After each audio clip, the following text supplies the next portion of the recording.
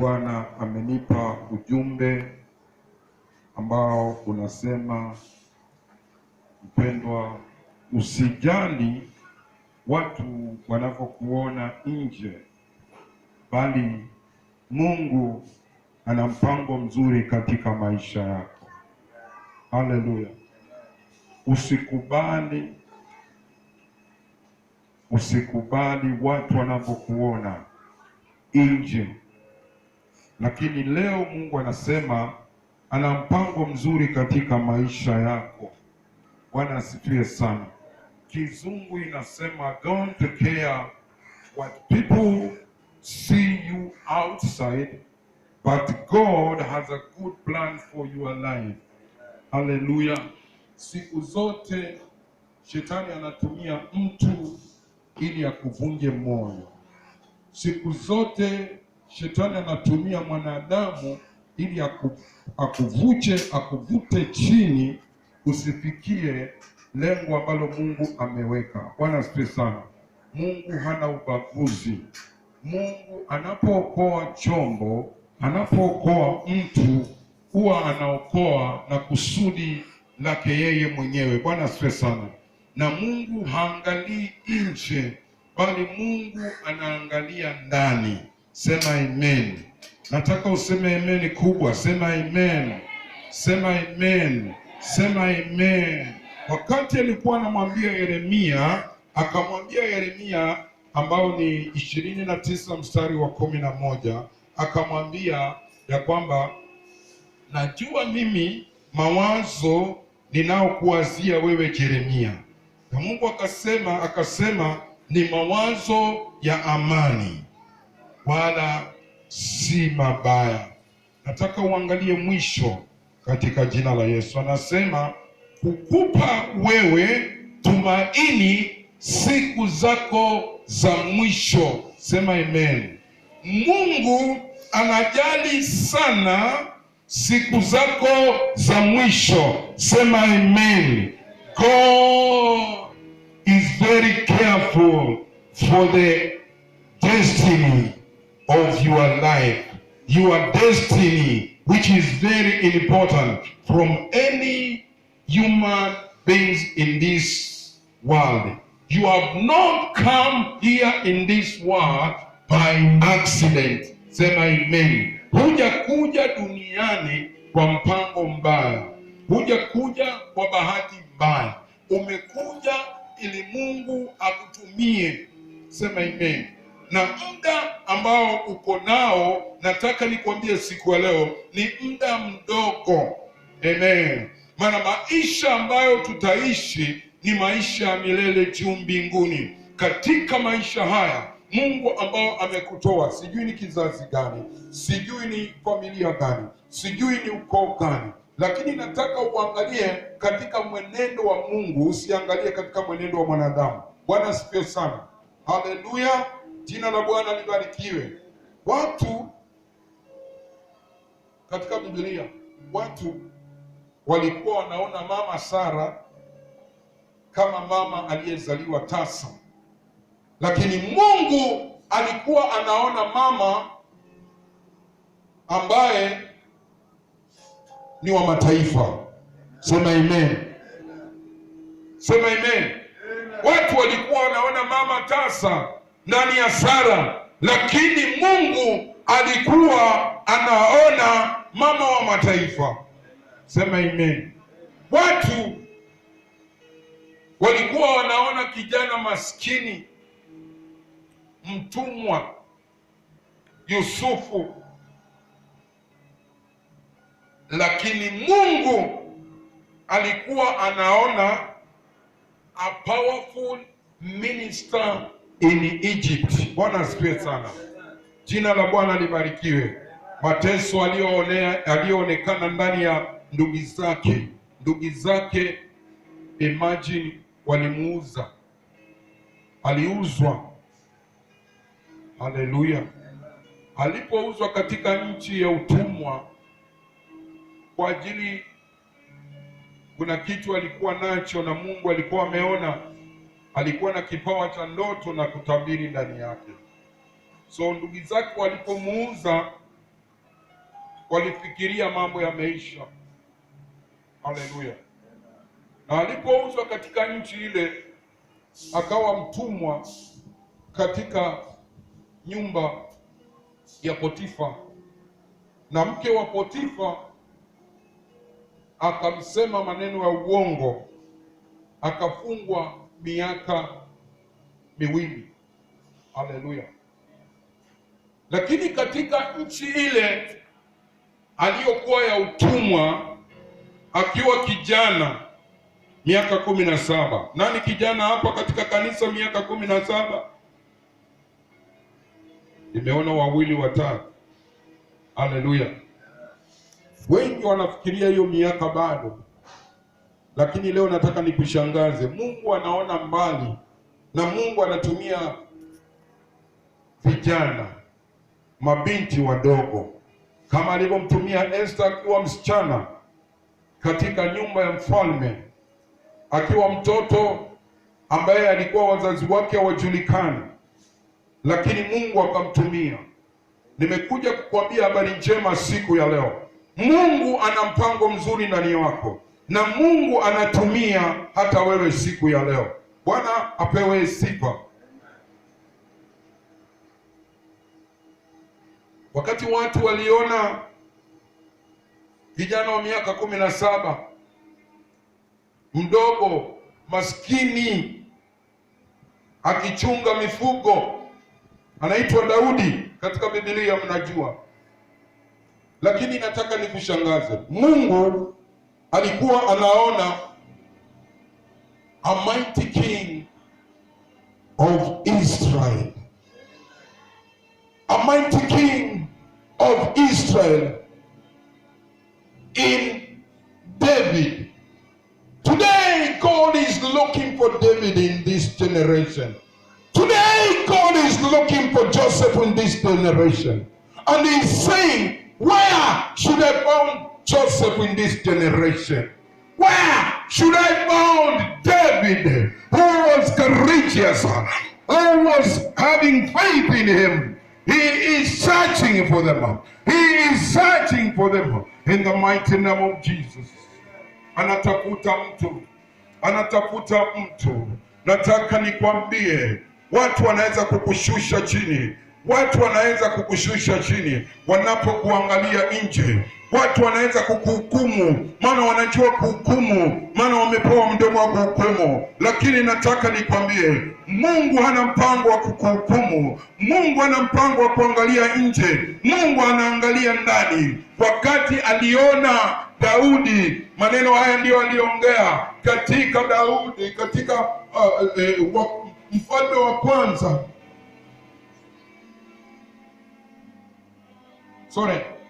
Samueli wa kwanza 16 mstari wa 7b. Wakati nabii Samueli anatumwa katika boma akachague mfalme, wakati Sauli amemwasi Mungu na Mungu amemkataa, hataki tena kutembea naye.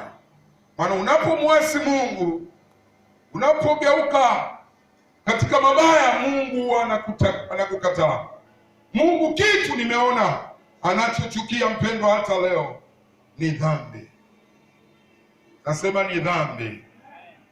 Wakati anaona unaenda si sawasawa na mapenzi yake, na ulikuwa uko sawa, anakutema, anakuacha. Mungu anachukiwa na dhambi. Katika Biblia alipoumbwa mwanadamu wa kwanza, alikuwa anampenda sana na alikuwa na mpango mzuri ndani yake mwanadamu wa kwanza, Adamu na Hawa.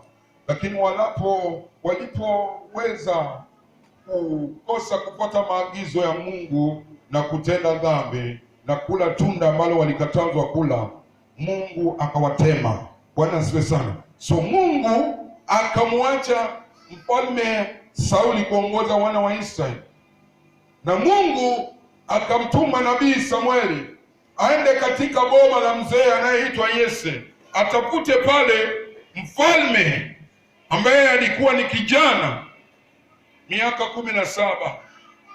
Sema amen. Mara nyingi watu wanaona miaka kama hiyo bado ni mtoto. Mara nyingi kwa upande wetu utasikia wanasema miaka iliyotosha, wanasema huyu ni young tax, miaka 50. No, haleluya. Mungu akaona Daudi wakati aliingia katika lile boma. Ndio nataka nikuelezee vile aliona. Huyu ni nabii ambaye anaitwa Samueli. Akaambiwa aende. Samueli alikuwa na sita kwenda, maana walikuwa wanamfahamu kwamba mfalme Sauli ni mtu mwenye nguvu na ni mtu katili. Haleluya. So akaogopa Samueli, akaambiwa nenda kwa hekima ya Mungu yangu, na unapofika mahali pale nataka utafute mfalme katika boma hili. Yule mzee alikuwa na watoto 8. Na Samueli alipofika alipofika nabii Samueli, katika hisia za mwili, alipoletewa watoto ambao walikuwa mahali pale, Biblia inasema ni Eliabu, binadamu na Shama. Daudi hakuwako. Daudi alikuwa ameenda kuchunga mifugo. So alipomuona mtoto Eliabu yuko sawa kwa macho ya nje, akataka kumpaka mafuta ili amchague. Lakini Mungu alinena maneno haya katika mstari wa 7, akasema, Bwana haangalii kama mwanadamu anavyoangalia, maana wanadamu hutazama sura ya nje, bali Mungu hutazama moyo. Na wakati amekosea nabii Samueli, akamwambia kuna watoto wengine, na mzee Yese akamwambia kuna katoto, akiwa anaona nje pia mzee wa mtoto wake. Haleluya. Maana mzee pia kama vile wazazi wanaona tu huyu ni mtoto, huyu ni mtoto, huyu ni mtoto, hakuna kitu anaweza. Kumbe wajui kuna kitu katika yule mtoto wao na si mtoto tena. Kwa hivyo kama wazazi mzee Yesu akasema kako kamoja katoto kamwisho kanaitwa Daudi, lakini kanalisha mifugo huko kwa msitu.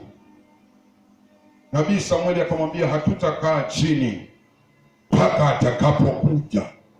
Hatutakaa chini mpaka atakapokuja Daudi. Naona akatumwa na Daudi akakuja, kamekenda kananuka mifugo ndani yake. Maana mtu yoyote anayelisha kabisa huwa ananuka senge, ananuka mifugo ndani yake.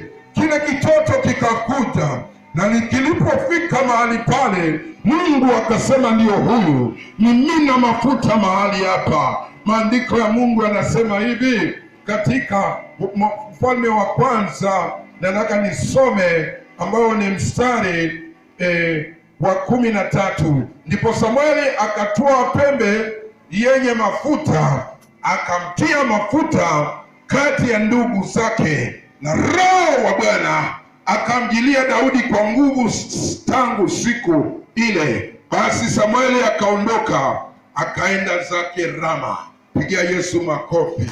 Nasema pigia Yesu makofi. Pigia Yesu makofi. Pigia Yesu makofi.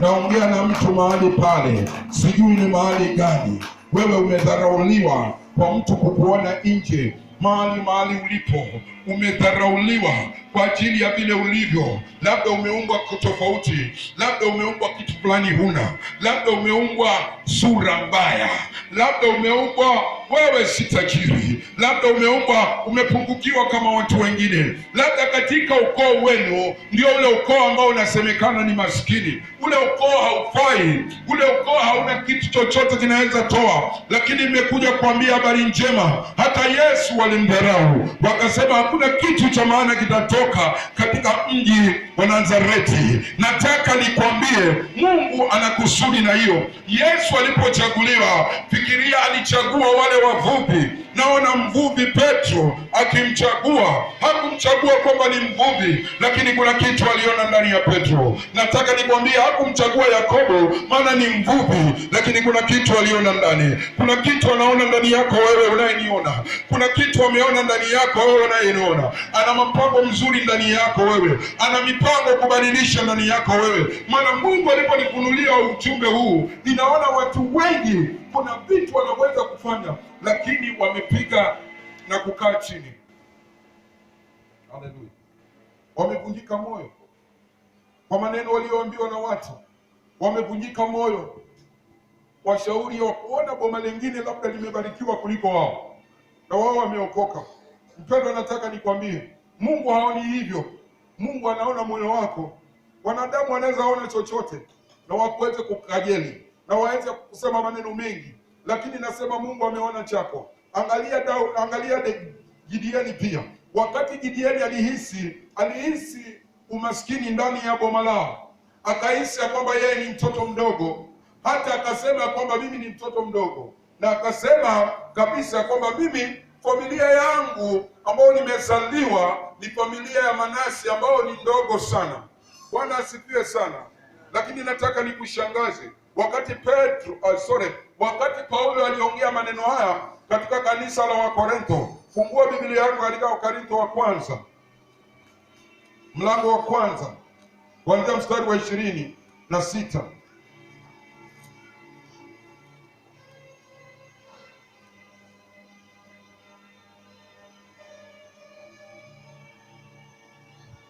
Mstari wa 26 unasema, maana ndugu zangu, angalieni mwito wenu. Una mwito wewe. Mwambie mwenzako una mwito wewe. Mwambie tena wewe una mwito. Muulize wewe mwenzako, wewe anakuona vipi? Anakuona vipi? Mwambie mimi nina mwito. Mwito wa Mungu uko ndani yangu. Mwambie usinione vile nilivyo.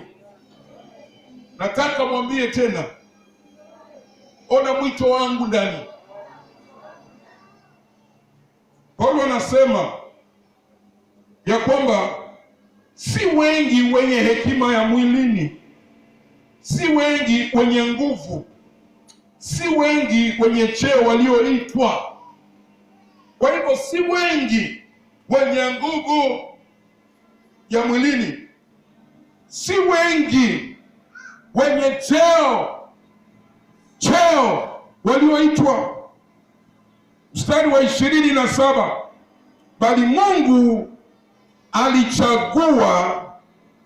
Sikia mpendwa, Mungu alichagua mambo mapumbavu, haleluya, ya dunia awaibishe wenye hekima. Tena Mungu alivichagua vitu vidhaifu vya dunia aviaibishe vyenye nguvu. 28, tena Mungu alichagua vitu vinyonge vya dunia, vitu vilivyodharauliwa, mwisho naam, vitu ambavyo haviko. Sema amen.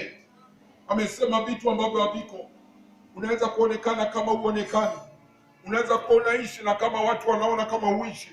Watu wanakudharau, watu wanakuona vile ulivyo, watu wamekupangia njama na kukusema, maana midomo wako nao. Lakini nimekuja kukwambia mambo mazuri ya kwamba Mungu hakuoni kama watu wanavyoona, maana Mungu anaona kile kilicho ndani. Wewe una kitu ndani yako. Mwambie mwenzako, wewe una kitu ndani yako. Wewe una kitu unaweza badilisha kanisa. Sema amen. Wewe una kitu ambacho unaweza badilisha ulimwengu mzima. Sema amen. Watu ninakuambia, nilipotangulia, watu waliona yule mama ambaye alizaliwa akiwa tasa, wakamdharau yule tasa, lakini Mungu alisema nimeona mama wa mataifa. Mungu anakuona wewe mama, sijui ni mama gani, lakini ninaongea na mama katika mahali pale. Umekuwa ukilia, ukijidharau, umekuwa ukijiambia maneno mengi, lakini nataka nikwambie kwamba wewe ni mama wa mataifa. Nataka niseme ni wewe ni mama wa mataifa. Mara nyingi sana shetani anapotafuta mtu na kuja kukukajeli na mpaka aje akwambie usikie, ili anataka kile ambacho kiko ndani chako kisifanye kazi. Lakini leo tumemjua na tunasema enough is enough. Waseme wasiseme, lakini mimi nitamwangalia Mungu. Nimekuja kukwambia, just focus to your Lord, just focus to your Jesus. He is the one who has called you, and he is the author and the finisher of your faith. Pigia Bwana makofi. Watu wanapenda kuhukumu watu. Utashikwa na ugonjwa leo, waseme ni laana. Yesu alipokuwa naombea watu, siku moja akakutana na kipofu. Katika Yohana ambao ni 9, akakutana na kipofu. Kabla hajamuombea, wanafunzi wake ndio waliona. Wakasema, nabii, wakamuita, Rabi, tumeona unataka kumwombea huyu kipofu. Lakini kabla hujamuombea, tunajua huyu kipofu hizi ni dhambi zake, na ni dhambi za ukoo wao, generation curses.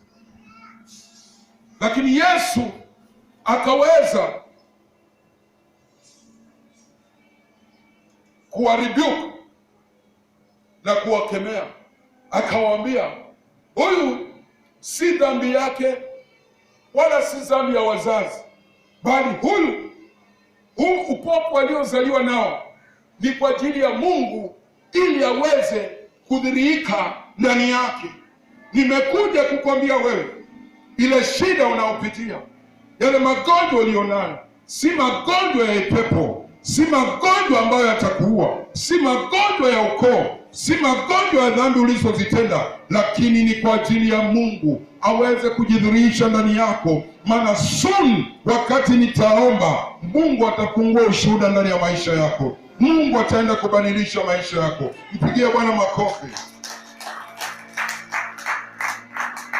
Na yule kipofu, wakati Yesu akavuruga, maandiko yanasema akavuruga matope ya mate ya Yesu na akaweza kumpaka yule kipofu macho, na akamwambia, usisimame, nenda mpaka mto ule wa Siloamu na uweze kuoga. Wakati anaenda, wanadamu wakaanza kumcheka wakiona yale matope. Nataka nikwambie, wanadamu wakaanza kumcheka walipoona, wakamwita mpumbavu. Hata leo watakuita mpumbavu, leo watakuita wewe mjinga unayemfuata Yesu. Lakini nataka nikwambie, wao ambao hawana Yesu ndio wajinga wa mwisho. Lakini wewe umeinuliwa, wewe umebarikiwa, haijalishi hali ulio nayo. Yule kipofu wakati anaenda, akasema maneno mengi. Alipoenda katika lile ziwa la Siloamu, akaenda akaoga. Maandiko anasema immediately alipooga akaanza kuona, vita vikaanza. Nataka nikwambie, wakati utabarikiwa sasa, vita vitaanza. Lakini nimekwambia, katika vita simama na Yesu. Usiogope vita, simama na Yesu. Usiogope kumtumikia Yesu, simama na Yesu. Katika kanisa watakusema, katika nyumbani watakusema, katika kazini watakusema, katika biashara watakusema, maana wao wanaangalia nje. Lakini nimekuja kukwambia wewe, wakati utabarikiwa wataanza vita. Hivyo ni vitisho vya ibilisi, vitisho vya wanadamu, lakini Mungu anaenda kukuinua. Wakati Daudi alipoanza alipoanza vita viliinuka wakati Mungu alipoanza kumtumia Daudi. Wakati aliliua lile ambalo linaitwa Ifilisti, lile ambalo lilikuwa linaitwa Goliathi alipolipiga akaliua, vita vilianza hapo. Haleluya, vita vikaanza. Imagine, mpaka mfalme Sauli alishindwa kumuelewa, alishindwa kumjua tena Daudi. Akauliza mkubwa wa majeshi wakati huo, anaitwa Abneri, Abneri, huyu ni mtoto wa nani? Huyu ni mtoto wa nani? Akauliza. Abneri akamwambia muulize mwenyewe. Akamwita, wewe katoto njoo. Alikiita katoto maana nikidharau, wewe katoto njoo. Na wakati anamwita, ameshika kichwa alichokikata cha Goliathi, anakuja na hema. Kakijana miaka 17. Nasema kakijana miaka 17, maana ninaona vijana miaka 17 hapa ambao wamezaliwa leo miaka 17. Nimewaambia huu ni wakati wenu wa kuanza kumtumikia Mungu. There is something God wants to uplift you. You youth generation, you young generation, He want to see a Daudi like today. He want to see David of today. And it is you who are young in the church. Don't sit down. Usikae chini. Usisikize maneno ya watu. Watu watakutajile, watu watakudharau. Lakini nataka nikwambie, aliyekuchagua hata kudharau. Alipomuita Daudi akamuuliza Sauli, Daudi akamwambia, baba, unijui mimi? Mimi ni mtoto wa mzee Yese, mtoto wake wa mwisho. Hapo ndio vita vilianza. Hapo ndio vita vitaanza na wewe, wakati utaanza kuinuliwa. Lakini nimekuja kukwambia, beba ujasiri, usikae watu wakakupiga vita. Maana nimekuta watu wengi wanajihisi ndani yao hawataki kumtumikia Mungu. Wanajihisi vile wanaambiwa. Haleluya. Kama vile wale waliotumwa na Musa kwenda kupeleleza nchi ile ambayo ilikuwa imejaa maziwa na asali. Kuna wale walioenda wakajihisi ndani yao na wakajiona mapanzi.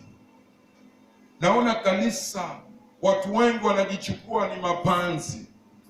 Hawawezi kufanya chochote, maana wanaona wakifanya kitu chochote wataonekana mapanzi. Usijihisi panzi wewe, nimekuja kusema kanisa. Don't take on yourself. Hallelujah. Na kujifikiria wewe ni maskini, wewe ni wa chini. Proverbs 23 verse 9 inasema, vile unavyowaza ndivyo vile utakuwa. Na nimetangulia kusema Mungu hakuoni hivyo. Wewe anakuona na anakushughulikia sana katika hatima yako. Sema amen. Haleluya. Kila stage unaoenda Mungu anataka kukuinua. Don't waste your time.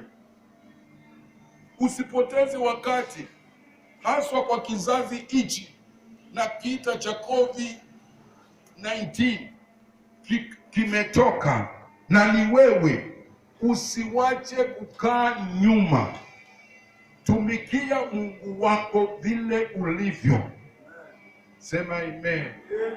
Daudi leo kama angeogopa, hangeinuliwa na Mungu kiasi aliinuliwa na Mungu. Ilifika mahali Daudi akatumwa na babake kwenda kupeleka chakula kwa vita. Akawapelekea ndugu zake Eliabu na Abinadabu wakiwa wanapigana na Wafilisti. Unajua yale maneno waliongea? Unajua walimwambia, wewe ni kimbelembele, unakuja kufanya nini huku front line ya vita? Nenda kachunge mifugo huko. Daudi akawaambia, huyu Mfilisti ambaye mnamuona mimi najua Mungu aliyenipatia uwezo wa kuweza kuua madubu na masimba wanapokula mifugo, ndio atanitumia mimi kijana mnayeniona kuua ili Goliathi futi 10 na kulimaliza. Sema amen. Vile alivyowaza na vile alivyoingia ujasiri, ndivyo alienda kulipiga lile Goliathi. Sijui Goliathi lako ni lipi, lakini nimekuja kukwambia leo, usichukue vile watu wanakuona nje na wewe ujishushe chini. Wewe enuka, mtumikie Mungu katika jina la Yesu. Nasema enuka, mtumikie Mungu katika jina la Yesu. Yohana anasema kile kilicho ndani yako wewe kina nguvu na uwezo kuliko kile kilicho duniani. Wakati umempokea Kristo, kuna kitu ambacho kina nguvu ndani yako, kinaweza kufanya mabadiliko yote. Hapo ndipo maisha yako yanaanza. Kwa hivyo usipoteze maisha yako. Anza sasa kumtumikia Mungu. Anza sasa kujitoa. Usisikize watu watasema. Wacha nikwambie, watu lazima watasema. Hata leo kanisani uchukue hata huduma ya kufagia, watu watasema. Chukua ile huduma ya chini kabisa, watu watasema. Haleluya. Usijifanye mtakatifu na kusema uoga na unakaa chini. Tumika na Mungu. Mungu anataka utumike ndani yako. Sema amen. Wacha nikwambie siri ya kumtumikia Mungu. Wakati unaanza kumtumikia Mungu, kuna vitu vinaondoka ndani yako. Uoga unaondoka. Haya inaondoka. Bwana sasa. Uvivu ambao ni uzito unaondoka ndani yako. Ya tatu ambayo iko muhimu sana, ya 4, ni ya kwamba unapomtumikia Mungu unaleta ukuta wa kukulinda kama huu. Sema amen. Unazungukwa na ukuta wa kukulinda katika maisha yako. Inaweza kuwa hata si muombaji sana, lakini ile huduma unaofanya Mungu akaitambue ndani yako. Kwa hivyo usisikize mtu anasema nini. Huyo ametumwa aje akuinue wewe, kama alivyotumwa aje amwinue Daudi, alivyotumwa aje amwinue Yusufu. Fikiria Yusufu ambaye aliuzwa na ndugu zake tumbo moja. Haleluya. Ndugu zake wamezaliwa pamoja. Leo nimekuja kukwambia si rahisi kumpokea Yesu. Hata ndugu zako wanaweza kukana. Wanaweza kukukana unapofika mahali. Bahati mbaya upate wote ni watu wa dini, na wewe umekuja ukaingilia katikati. Wewe ni mtu Pentekoste, unaomba riba la basanda la babori ya kasa. Wewe unakunga ile nyumba, unakataa kula chakula. Watainuka juu yako. Nasema watainuka juu yako. Lakini wanapoinuka juu yako, ujue wewe umeinuliwa na Mungu. Sema amen. Umeinuliwa na Mungu. Watakukataa, lakini najua iko siku watakukubali. Maana Yusufu alikataliwa na ndugu zake, wakapeleka habari ya kifo. Mzee wake akasahau kabisa, wakasema huyu mtoto amekufa. Maana walidanganya, wakachukua ile kanzu, ile kanzu nzuri ambayo alipewa na babake. Kwa wivu wa ndugu zake ndio kumuuza, ilikuwa ni ile kanzu pia. Maana ile kanzu ilikuwa very expensive. Lakini thank God, wakati yuko nchi ya utumwa, mahali pale maandiko anasema wakati ameinuliwa, alipewa kanzu nyingine na mfalme Farao. Akapatiwa kanzu nyingine, akaveshwa pete ya mfalme, favor of God. Akaozwa binti wa Farao. Imagine, mtumwa mtoto akaozwa binti ya Farao. Mungu amekuchagua wewe kilicho hakuna kitu, ili akuinue. Naongea wewe ambaye unasema kabila yangu iko chini. Hiyo kabila ambayo iko chini ndio Mungu anataka kuiinua. Naongea na wewe ambaye watu wanasema kwako, nyinyi ndio maskini, boma maskini katika area ambao unakaa. Maana wanaona umaskini. mamako labda ni maskini, babako labda ni maskini, labda pia umezaliwa umjui mamako, umjui babako, umelewa na mama peke yake. Ukienda shule watoto wanakuingilia wakisema, mbona hatujamuona babako? Unaishi katika maisha ya kuambiwa maneno mengi na kudharauliwa. Lakini leo nimekuja kukwambia kwamba Mungu haoni hicho. Mungu anaona moyo wako na anataka kuinua. Sijui mimi, lakini nimeona mara nyingi Mungu anaangalia kile kimedharauliwa, anaangalia kile kidhaifu, anaangalia kile ambacho hakionekani kina maana, ndio akienue na asemekane ni Mungu. Na ni wewe ninayeongea na wewe, wewe ambaye ninaongea pale. Wazazi wako ni watu ambao wameishi maisha ya uchochole, ya umaskini.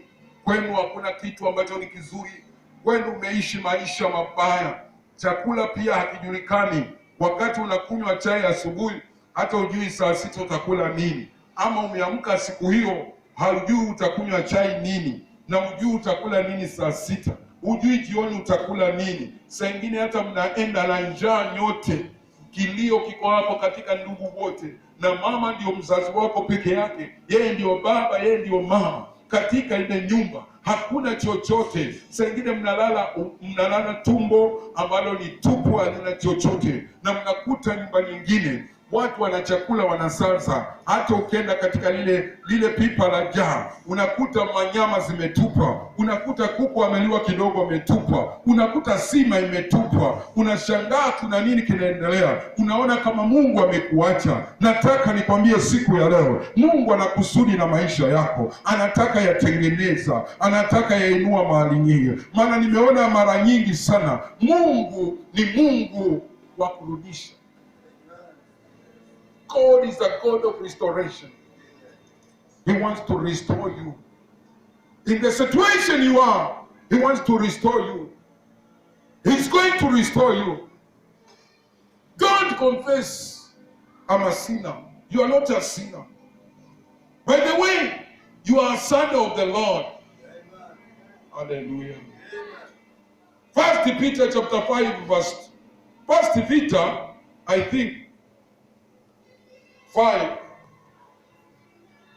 ama 2 verse 9 inasema hivi. Nikimaliza niombe na wewe. Inasema, bali nyinyi ni uzao mteule. Wewe ni uzao mteule.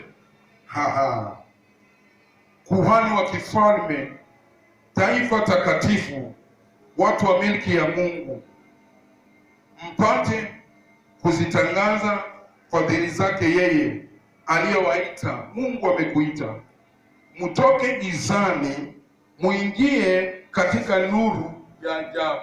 Mungu amekutoa katika giza, amekuinua katika nuru. Sema amen. But you have to confess and act on the faith and walk, but don't see those people who want to discourage you. So many people want to discourage you, but I've come to tell you good news. Don't look onto them. Fix your focus onto Jesus who has called you. He has called you on the light. Amekupatia nuru. Wewe ni mtoto mfalme. Nasema tena, wewe ni mtoto mfalme. Mwambie jirani yako, wewe ni mtoto mfalme. Mwambie umechaguliwa na Bwana. Wewe ni mtoto mfalme. Wacha kujiona. Bwana asifiwe. Watu wanahukumu watu. Watu wana maneno mengi ya kukusema ya kichini. Lakini nataka nikwambie, hao wametumwa ili kukuinua.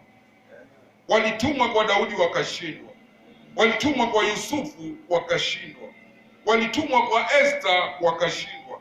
Walitumwa kwa Gideoni wakashindwa. Wakati Gideoni alijua ni Mungu, alisimama na akalipiga lile jeshi la Midiani na akalimaliza lote. Naona wewe hapa ukimtumikia Mungu, naona ukisimama na wokovu. Haleluya, jina la Bwana libarikiwe. Nataka tusimame. Baba, ninaomba kwa mtu yule, wewe kama uko pale unataka kuokoka, rudia maneno haya, sema maneno haya, sema: Bwana Yesu, nimejua kwamba leo mimi ni chombo cha mteule kutakaswa na kutumiwa na wewe. Kuanzia leo nisamehe dhambi zangu, nitumie Bwana katika maisha yangu, niweze kuwa kizazi cha Daudi wa leo na Yusufu wa leo.